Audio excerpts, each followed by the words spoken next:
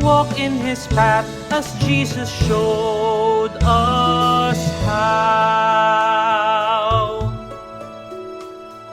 Magandang araw po sa ating lahat. Pagpalain tayo ng Diyos sa ating po patuloy dito sa pagninilay sa buhay Kristiyano. Hahalawin naman natin na ang ikasyam na talata mula sa ikaapat na kabanata ng unang sulat ni San Pablo sa mga taga-Tesalonika, na kung saan ay maaari natin pamagatan ito ng kailangan pa bang i-memorize yan. Alam natin na kalimitang naririnig natin yan sa radyo halimbawa.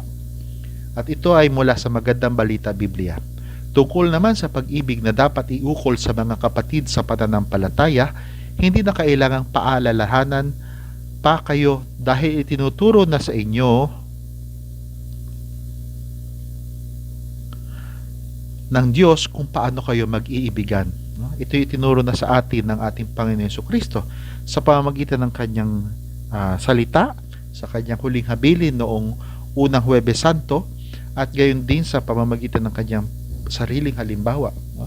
Na ito ay isang bagay na madaling sabihin, alam natin ito na dapat mag-ibigan tayo, ngunit kung tayong tatanungin at marahil kung tayo ay magmamasid, ang kalimitan nagkakatalo doon sa tinatawag nating pagsasabuhay nito, yung asal. Alam natin ito ay atas ni Kristo, pero kung minsan hindi ba nagkakaroon ng koneksyon, ugnayan, yung kung ano yung ating alam sa kung ano yung ating nararamdaman at kung ano yung ating niloloob at kung ano yung ating ginagawa. Yung mga bagay na yun dapat magkaka-ugnay. Alam natin na ang buhay hindi gayong kadali, ngunit hindi po ito imposible kung tayo po ay paaakay sa Diyos, sapagkat ang Diyos ay pag-ibig, at kung nais nating sumunod sa Diyos ng pag-ibig, kinakailangan tayo ay sumunod sa atas ni Kristo Jesus na mag-ibigan. Na ito ay isang bagay na sana ay ilapat natin sa ating buhay. Pagpalain tayong lahat ng Diyos. Walk in His path as Jesus showed us